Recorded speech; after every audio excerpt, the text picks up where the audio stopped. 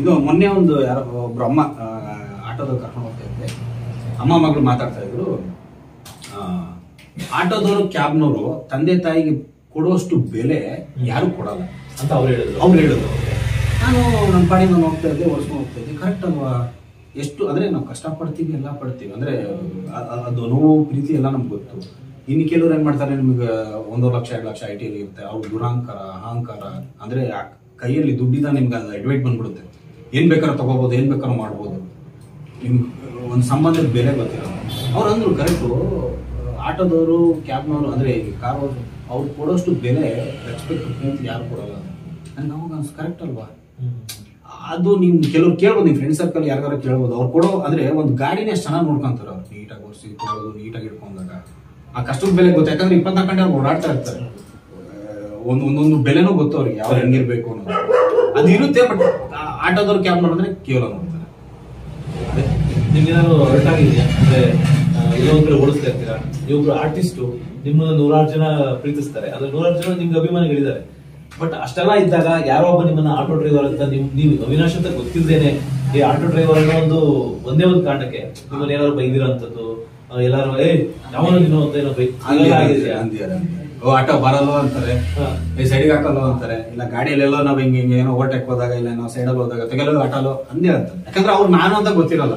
ನಾನು ಅಂದಾಗ ಪ್ರೀತಿಯಿಂದ ಮಾತಾಡ್ಬೋದೇನೋ. ಬಟ್ ಆಟೋದವರು ಕ್ಯಾಬ್ನವರು ಹೋಗಲ್ಲೋ ಬಾರಲ್ಲೋ ಇನ್ನೂ ಸಂಸ್ಕೃತನೂ ಮಾತಾಡ್ತಾರೆ ಅನ್ಸುತ್ತೆ ಸರ್. ಅವು ನಾನು ಆಟೋ ಡ್ರೈವರ್ ಅಷ್ಟೇ ಸರ್, ನಾನು ಏನ್ ಆರ್ಟಿಸ್ಟ್ ಅಲ್ಲ, ಆಕ್ಟರ್ ಅಲ್ಲ, ಏನು ಕಾಣಿಸಲ್ಲ. ಆಟೋ ಹೌದಾ, ಸರಿಯಪ್ಪ, ದೊಡ್ಡ ನೀನೇ ದೊಡ್ಡ ನಚಿಕೋ ಸರಿ ಅನ್ಸುತ್ತೆ. ಅವೆಲ್ಲ ಇರ್ಬೇಕು ಸರ್. ನೋವು ಕಷ್ಟ ಏರಿಳಿತ ಇದ್ದಾಗಲೇ ನಾವು ಅದನ್ನ ಅರ್ಥ ಮಾಡ್ಕೊಂಡು ಬೆಳೆಯಕ್ಕಾಗಲ್ಲ. ಪೊಲೀಸ್ ಹಿಡಿದಿದ್ರು ಒಬ್ರು, ಕೋರಮಂಗಲ ಸೈಡ್ ಒಬ್ರು ಹಿಡಿದಿದ್ರು. ಅವಾಗ ನಾನು ವಿಡಿಯೋ ತೋರಿಸಿದ್ದೆ, ಕಲೆಕ್ಷನ್ ಆಟೋ ಓಡಿಸ್ತಾ ಇದ್ದೆ. ಪಾಸ್ ಆಗ್ಬೇಕಾದ್ರೆ ಅದು ಗೊತ್ತಿಲ್ಲ ನನಗೆ. ಸರ್ ಆರ್ಟಿಸ್ಟ್ ಸರ್, ಏನೋ ಆರ್ಟಿಸ್ಟ್ ಯಾರು ಸರ್, ವಿಡಿಯೋ ತೋರಿಸ್ತೆ ಸರ್.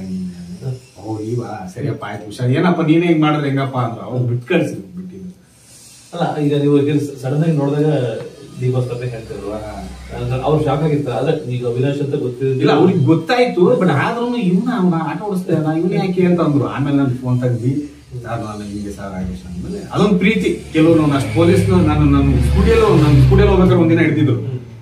ಅವಾಗ್ಲೂ ಅಷ್ಟೇ, ಸರ್ ನನಗೆ ಹಿಂಗೆ ಅಂತ ಅಂದಾಗ ಹೌದಾ ಸರಿ ಹೋಗಪ್ಪ ಬಿಟ್ಟು ಕಳ್ಸಿದ್ರು. ಅದೊಂದು ಪ್ಲಸ್ ಇದೆ. ಯಾರು ನಾನು ಅಂತಲ್ಲ, ಯಾರ್ಯಾರು ಅದೇ ಪ್ರತಿ ಕಲಾವಿದ್ರಿಗೂ ಪ್ರತಿಯೊಬ್ಬರು ಇಷ್ಟು ಇದ್ರು ಒಂದ್ ಕಡೆ.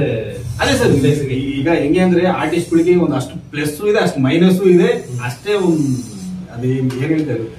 ಅದೇ ನೀವು ಆವಾಗಲೇ ಹೇಳ್ತಾ ಇದ್ರಿ, ಆಟೋದವರು ನಿಮ್ ಅಂದ್ರೆ ತಂದೆ ತಾಯಿನ ಚೆನ್ನಾಗಿ ಹೋಗ್ತಾರೆ ಅಂತ, ಏನೋ ಖುಷಿ ಜೀವನ ಇರ್ತಾರೆ, ಇಬ್ಬರೇ ನೆಮ್ಮದಿಯಾಗಿ ಇರ್ಬಿಡ್ತಾರೆ. ಹೌದು.